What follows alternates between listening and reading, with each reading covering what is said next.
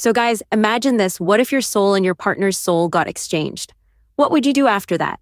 Well, the same thing is about to happen in this drama, where our crown prince and a girl accidentally swap souls. What happens next? How will their lives change? You'll find out everything in this story. The drama's name is Moon River, a historical romances that's about to unfold. So, let's begin with episode 1.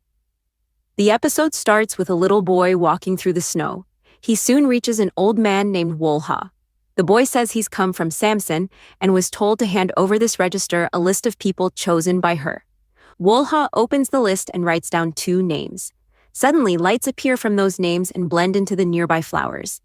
The boy notices that some flowers are red and some are white. He asks why. Wolha explains, when fate connects 2 people's destinies together, white blossoms turn red. The boy points at one flower and asks why it looks different. Wolha replies, when 2 souls meet, their encounter is predestined. These flowers represent those destined meetings. He continues explaining the story behind it. Then we see our crown prince, Li Gang, who notices a girl holding a blossom petal. Her friend teases her, saying that her first love will soon appear. Li Gang overhears this, picks up a petal, and walks toward the girl. They look at each other, and love blooms between them. He slips a ring onto her finger. But in the next scene, we see his wife's death. Wolha narrates that their meeting was destined, but greed and power tore them apart. That night, Li Gang is sleeping, haunted by memories of his wife's death. Suddenly, he wakes up, and a glowing red thread of fate appears from his hand, drifting toward the moon. Interestingly, throughout all these scenes, the wife's face is never revealed. The next morning, palace servants bring Li Gang his new outfit. He glances at it and leaves immediately, heading straight to the royal tailor. He complains that the outfit doesn't suit him. The tailor, surprised, says he's been working for 20 years and no crown prince has ever complained like this. Li Gang snaps, yelling that he clearly doesn't understand the problem. His aides, including Sodal, a eunuch, and military officer Shin Won, watch silently as the argument escalates. Then Li Gang's gaze falls on something nearby. He smirks and says, "I'll use this today." Later in the royal court, the ministers are discussing the crown prince's marriage. A heated debate breaks out. One official speaks too bluntly, angering the left minister, Han Cheol, who draws his sword to defend Li Gang's honor. But instead of being serious, Li Gang casually eats popcorn, enjoying the chaos. He then announces that he's already chosen his bride Han Cheol's daughter and commands the officials to issue the Marriage Ban Act. In the next scene, Han Cheol visits the king, Li He, to report what happened. The king asks him, "Do you want an heir, or do you want to kill Li Gang, or lock him away like me," calling him insane. Han Cheol nervously laughs it off as a joke, but the king's tone is cold. Han Cheol says, "If I call it a joke, then it's a joke. I told everyone you were insane, unfit to be king, and see? That became the truth. Whatever I say, happens." Later, Li Gang walks across a bridge, watching fish swim below. He wonders aloud why they haven't been killed yet. A maid nearby answers softly, saying that every living being deserves life. Realizing her mistake, she apologizes, but Li Gang tells her he'll forgive her only if she pulls all the fish out of the water. The maid obeys. Curious, she asks why he hates water so much. Another servant explains that the queen was poisoned and the blame fell on the crown princess. Unable to bear the shame, she drowned herself. Ever since then, Li Gang has despised water and every creature in it. We then see him practicing archery, lost in memories from 5 years ago. He had begged his father, the king, to investigate his wife's death, saying she couldn't have killed the queen. But the king coldly replied that she took her own life because he ordered her to. "If I killed her myself, you would have followed her. So I told her to die by her own hand to save you," the king said. "Never forget her sacrifice." Li Gang screamed, "I was already dead the moment she died." In the present, Li Gang visits his wife's grave. He whispers, "Don't worry, I'll be with you soon." He's about to drink poison when Han Cheol appears and shoots an arrow, shattering the bottle. Furious, Li Gang demands to know why. Han Cheol calmly says, "You can't die yet, you still have work to do. That's part of our plan." Then he smirks and confesses, "I was the one who killed the queen and framed you." Shocked, Li Gang asks why he's revealing this now. Han Cheol replies, "Because I know you won't do anything. You're weak. You're a coward." Then he walks away. In the present, Li Gang is enraged. He shoots an arrow, but his bow snaps. His aides rush to him, asking if he's okay, if they should call the physician. He says he's fine, but his eyes are filled with pain as he remembers being on a boat with his wife. Quietly, he whispers, "I miss you." Then we meet our main heroine, Park Dal, a clever street vendor who sells goods door to door. Her trick? She first asks for water to get inside, then casually starts selling. One lady hesitates, but when Park Dal shows her some salt and insists it's special, she ends up buying it. The same routine continues at every house. Later, as Park Dal walks home, two noble kids throw stones at her. She dodges one and flicks it right back, hitting one of them. She demands an apology, but the boys arrogantly shout, "Do you even know who we are? We're from a noble family, you're just a lowborn." Park Dal smirks and says, "Then I guess I've got no choice," and playfully chases them off. In the next scene, she's blowing soap bubbles when her father approaches. He asks what's bothering her. She looks up and says, "How did you know something's wrong?" Her father says, "You always blow bubbles when something's bothering you. Did they throw stones at you again? You shouldn't waste expensive soap bubbles like that." But Park Dal replies, "Doing this makes me feel better."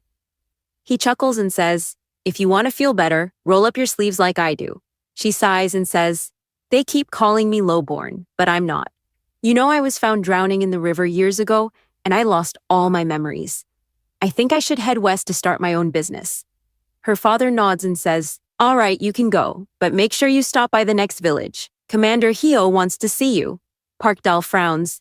"What does that old man want with me?" He shrugs. "No idea. Ask him yourself." In the next scene, Park Dal meets Commander Hyo and asks why he called her. Hyo explains, "You know my daughter got married in Hanyang, right?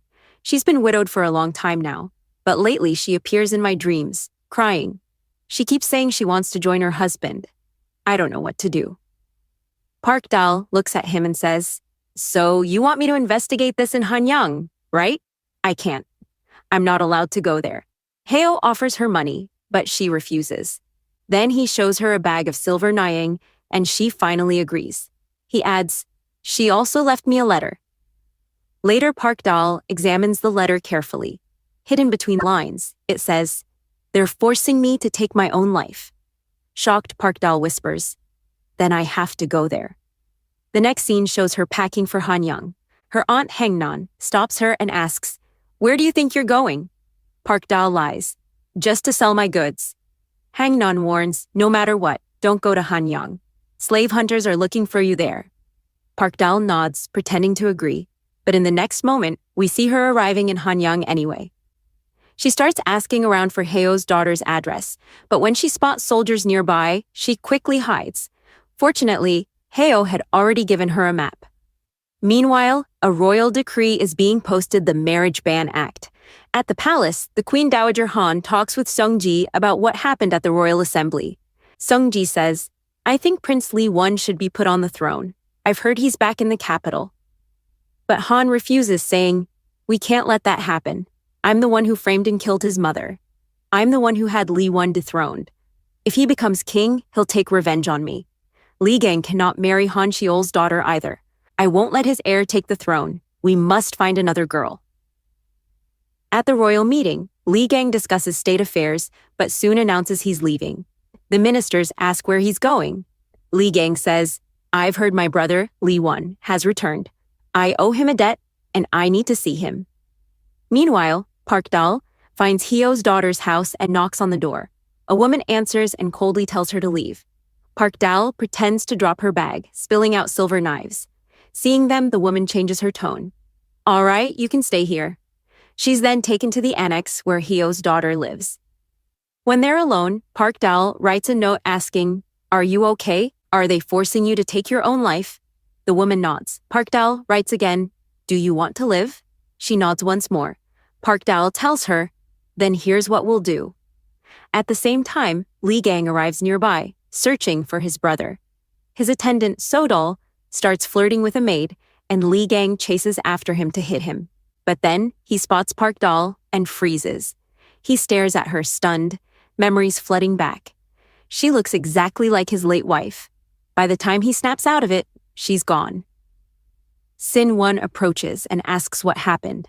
Lee Gang murmurs, I saw my wife. Sin Won reminds him, that's impossible. You confirmed her death yourself. Nearby, Park Dal hides behind a wall, whispering, I saw that man staring at me through the mirror. Who is he? Is he one of the slave hunters? Suddenly, Sodal appears behind her, asking, what are you looking at? Park Dal punches him and runs. Lee Gang sees her again and chases after her, but she escapes. Hiding in the shadows, she watches him and whispers, was that just an illusion? She then explores a quiet neighborhood and says to herself, who lives here? Inside, she finds a house filled with beautiful flowers. I didn't know Hanyang had a place like this, she says softly. As she changes her outfit behind a large tree, we see a young man sitting in the branches above its Lee Won. He's observing her when suddenly his pocket watch beeps. Park Dal looks up, startled, and screams. Lee Won yells too, and his watch slips from his hand, falling straight onto Park Dal's head. Next scene, she wakes up to find herself treated for injuries. The boy sitting nearby is none other than Lee Won. She gets up to leave, but he stops her, asking, are you all right? She nods. Thanks for the treatment and your concern. As she turns to go, he adds, wait, I was talking about my watch. It's broken. It was expensive. Park Dal scoffs. So what? I didn't break it, you dropped it. Lee Won insists, you'll have to pay for it. She smirks. I don't have any money, but you can take my skin instead. Then rolls up her sleeve. Lee Won sighs and tells his servant, I'm going out. Don't let her leave. Meanwhile, back home, Park Dal's mother notices something missing. Where's the silver knife? She asks. Her husband says, I gave it to Dal. He then glances at a jar and realizes she didn't take the salt with her. Back in Hanyang, Park Dal tells the servant she needs to use the restroom. At first, he refuses. She glares and says, then I'll just go right here. Embarrassed, he lets her go. Elsewhere, Lee Won plays a bamboo flute when he spots his brother, Lee Gang. Lee Gang yells, you stole my watch. I brought that from a foreign land. Where is it? Lee Won calmly replies, it's already broken. The two brothers start fighting. A spy witnesses everything and reports back to Han Cheol. So Dal notices soldiers leaving and tells the princes they're safe. The brothers then discuss Han Cheol, suspecting he's plotting something. Meanwhile, Han Cheol is informed that both princes have met. He mutters, they must be planning something. Maybe they want to kill me. Outside, the guard waits near the restroom, but Park Dal sneaks out and runs. He spots her and follows. She climbs up to the roof, and he pleads, stop. I'll tell Lee Won you didn't do anything. He'll reduce your punishment. The man who brought you here, he's the late king's son. Park Dal freezes, shocked. Back in her village, her parents question An Hangnan, why can't Dal go to Hanyang? Hangnan explains, if anyone there recognizes her, she'll be killed on the spot. At the same time, Lee Gang and Lee Won come outside. With no way to escape, Park Dal jumps off the roof right into Lee Gang's arms. He catches her and stares at her face, overwhelmed by emotion. Memories of his wife rush back and we finally learn the truth. Park Dal is his wife. The episode ends right there. We'll meet again in episode 2. Until then, bye. Episode 2 begins with a flashback from 5 years ago. Lee Hee is seen writing a letter. Meanwhile, we see Lee Gang's wife walking somewhere, remembering that the letter said she must die for the crown prince. She looks at the water, then jumps in and disappears beneath the surface. In the next scene, Hongnan rushes in, shouting, but she can't find Park Dal anywhere. She keeps running until she reaches a field of flowers, where she finds Park Dal unconscious. She kneels beside her and notices a strange mark on her hand. She doesn't know what it is. Just then, Wolha appears and explains that it's the mark of the red thread, which has now been sealed. That means her memories are gone. Wolha tells Hongnan to make sure those memories never return. If they do, Park Dal could be in danger. She must never return to Hanyang. The red thread only connects two people once. It can never do it again. Later, Wolha sends them to another place. Park Dal wakes up, sees Hongnan, and asks who she is. Hongnan smiles and says, my name is Hongnan. I'm your aunt. Your name is Park Dal. You were traveling from Hanyang with your parents, but slave hunters attacked and killed them. We barely escaped. No matter what, you must never go back to Hanyang. Park Dal nods and promises not to go. Hongnan quietly removes the ring from her finger. Meanwhile, we see Li Gang standing by the river. He's asked to identify his wife's body, but he doesn't want to look. Han Cheol holds him and insists. The body's face is unrecognizable, badly damaged, but when Li Gang sees the ring, he assumes it must be his wife. He breaks down, crying loudly. In the next scene, Li Gang is talking with Li Won. Li Won tells him they don't have any evidence that Han Cheol killed his mother and wife. Then why didn't you investigate the Gesa incident? He asks. Li Gang says they did. We then see what really happened. Sadati. The previous king and his second son both died. They were training with wooden sticks when they suddenly fell ill and passed away. Li Gang says they tried to investigate, but everyone involved ended up dead. Later, he personally questioned several physicians, asking if there's a poison that could be absorbed through wood. Most don't know, but one mentions a rare bird called Jan that carries such a toxin. Li Gang decides they must travel to Qing to learn more, but Xin Wan warns him it's dangerous for him to go. Li Gang says, then who else would want revenge on Han Cheol as much as I do? Later, he meets with his cousin, Li Won. Li Gang introduces himself as the crown prince. Li Won immediately kneels and apologizes, saying he didn't recognize him. Li Gang tells him, I know you hate the king and Han Cheol. I want revenge. Will you join me? Back in the present, Li Gang asks if he found anything about the bird during his Qing trip. Li Won explains that one of their contacts used to raise giant birds, but sold them off. To whom, he's not sure. So Dahl interrupts, saying Han Cheol had recently gone on a trip. Maybe he bought one. As they prepare to leave, Li Gang asks for his watch back. Li Won says, why? It's broken. Li Gang replies, even so, I don't want to go empty-handed. If I do, Han Cheol will think I'm weak. Suddenly, Park Dali jumps from above, and the prince catches her in his arms. He stares at her, shocked. It's his wife. But then he lets her go, confused and speechless. Park Dal looks at Li Won, who says, were you trying to escape? Then turns to his brother. You know her? Li Gang hugs Park Dal tightly, saying, my lady, where have you been? But Park Dal pushes him away, saying, what are you doing? Just then, another girl rushes in, yelling, give me back my clothes, you thief! The scene flashes back to show Park Dal had tied that girl up in the restroom and stolen her clothes to escape. Park Dal goes with her later to return them. Inside, everyone waits. Park Dal returns but doesn't have her name tag. She looks around for it. Li Won holds it up asking, looking for this? Li Gang takes it and asks, you're Park Dal? Why are you from this village? She replies, because it's my hometown. He asks if her parents are alive. She nods. Since when? He asks. Since I was born. Why are you asking such weird questions? Li Gang remembers his wife had a small mole on her nose, but Park Dal doesn't.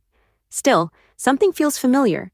She suddenly says she has to go somewhere, promises she'll come back soon, and runs off.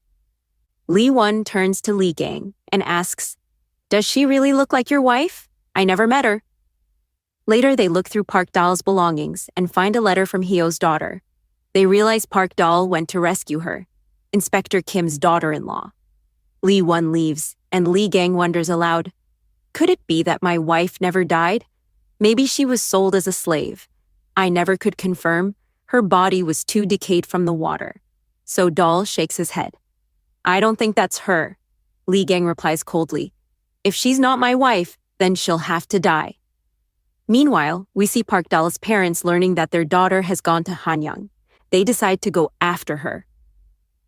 In another scene, Hao's daughter follows her escape plan and runs out of the house, but the guards spot her. Park Dal, disguised, steps in front of them, pretending to shop. Why isn't this store open? She complains. The men yell, it's the middle of the night, are you crazy? The distraction lets Hao's daughter get away.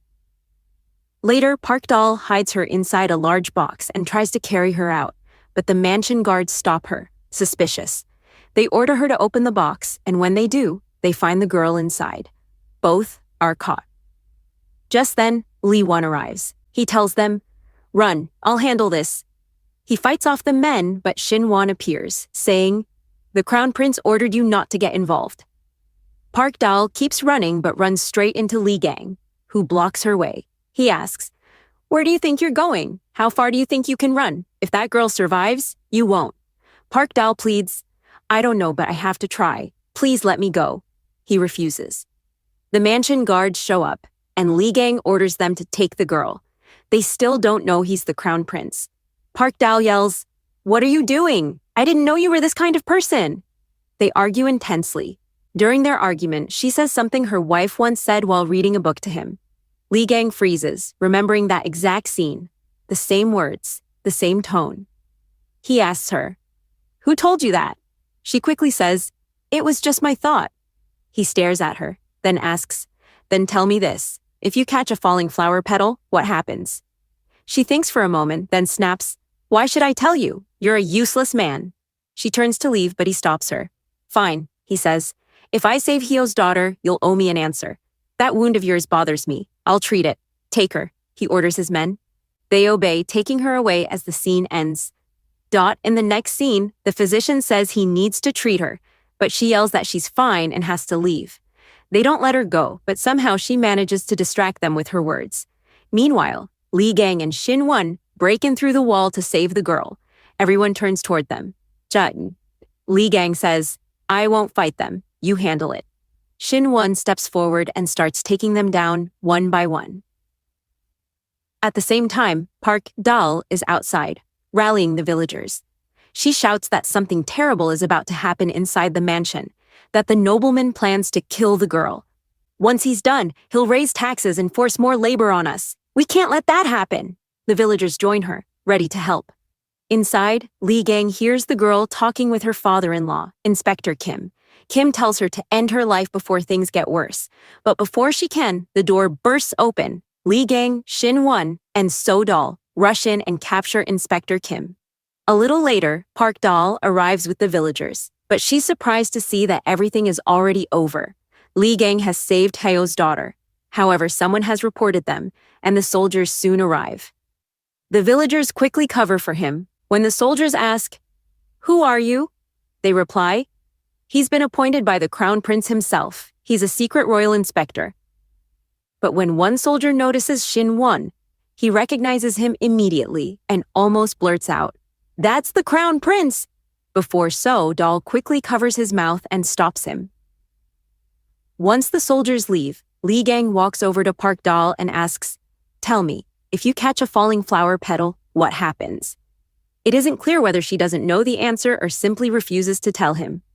Lee Gang says, "Why are you following me? I've already helped you. We're done here?" Park Dal replies, "My mission isn't over yet." Before leaving, she turns to him and says, "Thank you." As she walks away, Lee Gang watches her, reminded of his wife. Park Dal notices his expression, steps closer, and wipes away his tears. She says softly, "I don't know what happened to you, but maybe there's a reason we met. You look even sadder now." Lee Gang sighs. "And what will you do to comfort me?" She smiles and says, "I can treat you to some soup." Just then, Shin Won arrives and says, "We've stayed too long. We need to return to the palace." But Lee Gang smirks and says, "All right, let's go, for the soup." Meanwhile, we see Han Cheol learning what Lee Gang did, how he saved Inspector Kim's daughter. Han Cheol looks furious. Why would he do that? He's never interfered like this before, he says. He asks his soldier, Tak, "Where's my daughter? Why didn't you bring her back? I've written her so many letters." Tak replies, "She's stubborn. She refuses to come." Han Cheol slams the table. "Then write her again. If she won't come this time, drag her here. Send the palanquin immediately." The next scene shows his daughter, Yoon-hee. She's holding the letter, staring at it before firing her gun at it in frustration.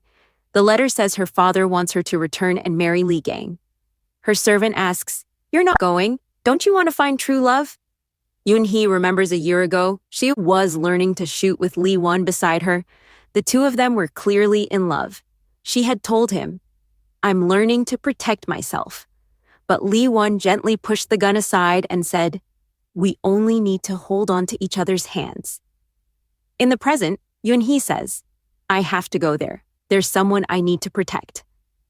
Later, Park Dal walks toward Lee Gang, carrying a tray of soup. But when she turns around, she spots her parents standing nearby. Shocked, she quickly says, "I'll see you tomorrow, right here," then runs off with her parents. Shin Won watches them leave and says, "You saw that? She has parents. That's proof enough she's not your wife. Don't come here tomorrow. Lee Gang looks away and says quietly, "Can't I be shameless for once? She looks just like her. I have to come back." Meanwhile, Park Dahl talks to her parents. "Why did you come here?" she asks.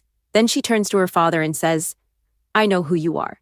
You were a eunuch, and my mother was the head courtesan. You both ran away together." Her father freezes. "How do you know that?" She smirks. "Because I know your mustache is fake. You need to leave now. It's dangerous." But they refuse. Park Dahl sighs. "Fine, then rest here for the night." By morning, Park Dahl is gone. She waves goodbye to Heo's daughter and sends her away safely to Chin. Just then, she spots Lee Won and walks up to him. He asks, "What are you doing here?" She replies, "I came to give your cousin some soup." She starts chatting, telling him about all the things she's done and the businesses she's tried. Lee Won listens, impressed. "So you can even find people?" he asks. She nods. Lee Won smiles. "Then, I guess we need to draft a contract. I need your help." Later, as Lee Won leaves, a man named Mak Seo bumps into Park Dahl. She yells at him, arguing for a bit before he walks away. Lee Won notices the whole thing, as does the crown prince, who's waiting for her nearby.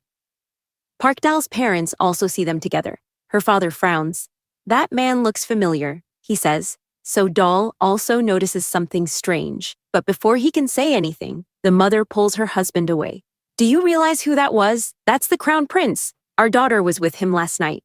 Meanwhile, Mak Seo meets with Inspector Kim's wife. She's furious because Heo's daughter is still missing, and Inspector Kim is panicking. Mak Seo says, "Don't worry. The one who helped her escape will be brought here soon." Lee Won, nearby, overhears everything. Mak Seo then remembers what he did. When he bumped into Park Dahl earlier, he slipped something into her bag. In the next scene, soldiers arrive and accuse Park Dahl of theft. "She stole my item," Mak Seo claims. Park Dahl protests. "I didn't steal anything," but when they search her bag, they find it. The soldiers grab her and drag her to Inspector Kim for punishment. They're about to break her legs as punishment when suddenly, the doors swing open. Lee Gang, Shin Won, and So Dahl rush in. Lee Gang walks up to Park Dahl and says, "What are you doing here?" She stares at him, confused. "What are you doing here?" He smirks and says, "We had a plan, remember? We were going to have soup. Come on, let's go." He unties her ropes and the episode ends there. This is my new channel, so please subscribe, guys.